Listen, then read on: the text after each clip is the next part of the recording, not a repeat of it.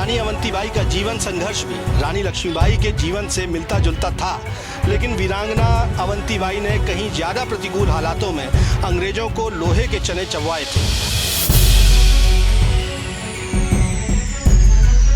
अपने राज्य के लोगों को दो दो चूड़ियां भेजकर खत लिखे थे कि वो या तो अपने राज्य को बचाने के लिए जंगे मैदान में आ जाएं या घर बेचकर चूड़ियां पहन लें।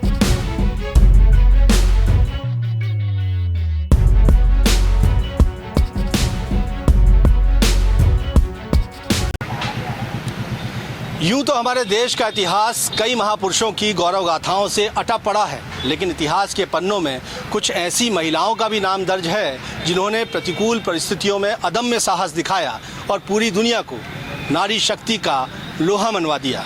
भारत के पहले स्वाधीनता संग्राम यानी सन 1857 की क्रांति में एक ऐसा ही नाम रामगढ़ की रानी वीरांगना अवंतीबाई का था। भले इतिहास ने रानी अवंतीबाई को अपने पन्नों में पर्याप्त जगह ना देकर उनके साथ नाइंसाफ़ी की हो, लेकिन आज हम आपको उसी वीरांगना की पूरी जीवन गाथा दिखाने जा रहे हैं जिसने अकेले अपने दम पर अंग्रेज़ों को लोहे के चने चबाने को मजबूर कर दिया था।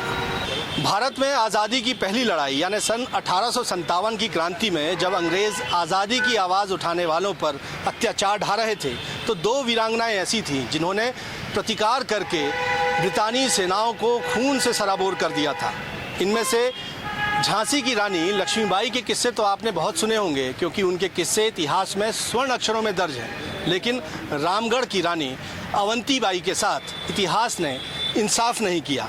दरअसल रानी अवंतीबाई का जीवन संघर्ष भी रानी लक्ष्मीबाई के जीवन से मिलता जुलता था, लेकिन वीरांगना अवंतीबाई ने कहीं ज़्यादा प्रतिकूल हालातों में अंग्रेज़ों को लोहे के चने चबवाए थे। रानी अवंतीबाई का जन्म सिवनी के मनकेड़ी इलाके में 16 अगस्त सन 1831 में जमींदार राव जुझार सिंह के घर में हुआ था। अवंती का विवाह उनके बचपन में ही मध्य प्रदेश के महाकौशल अंचल में फैले रामगढ़ साम्राज्य के राजा लक्ष्मण सिंह के बेटे विक्रमादित्य सिंह के साथ हो गया था।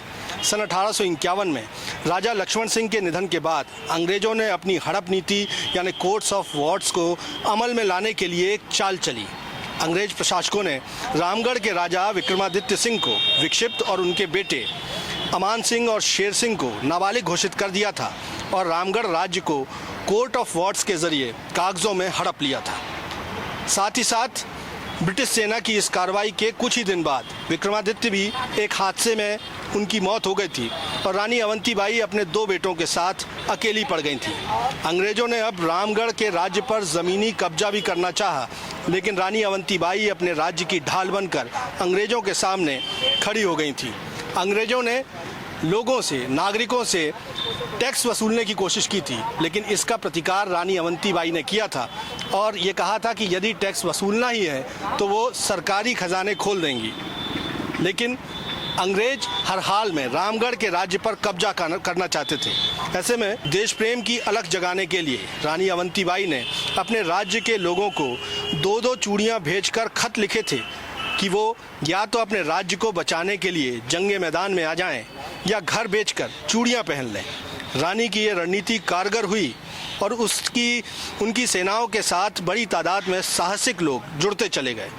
अपने युद्ध कौशल और नेतृत्व क्षमता से रानी ने पूरे रामगढ़ राज्य और मंडला राज्य को अंग्रेज़ों से आज़ाद करवा लिया, जिसके बाद ब्रिटिश हुकूमत को रानी अवंतीबाई की ताकत का एहसास हुआ।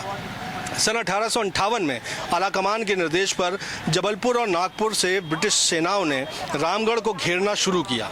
रानी और उनके सैनिक एक हफ्ते तक गोला बारूद से लैस ब्रिटिश सैनिकों को लोहे के चने चबवाते रहे, लेकिन कत्लेआम और भारी संख्या से ब्रिटिश सेनाओं ने पहले रामगढ़ और फिर देवहारगढ़ पर कब्जा कर लिया था।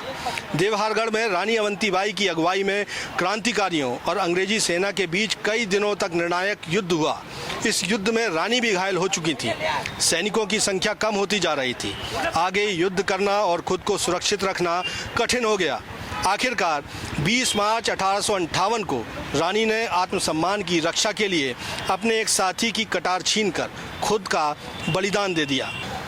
रानी अवंतीबाई को आज भी लोधी समाज किसी देवी की तरह पूजता है। लेकिन हकीकत में रानी अवंतीबाई पूरी देश के लिए नारी शक्ति की मिसाल हैं। उनने जो कुछ किया वो पूरी देश की जनता के लिए अनुकरणीय है। अपने छोटे से जीवन में उन्होंने जो कर दिखाया, वाकई वो एक नारी में मौजूद दैवीय शक्ति का ही प्रमाण माना जा सकता है। कैमरामैन सतीश सराठे के साथ विजेंद्र पांडे, IBC 24, जबलपुर।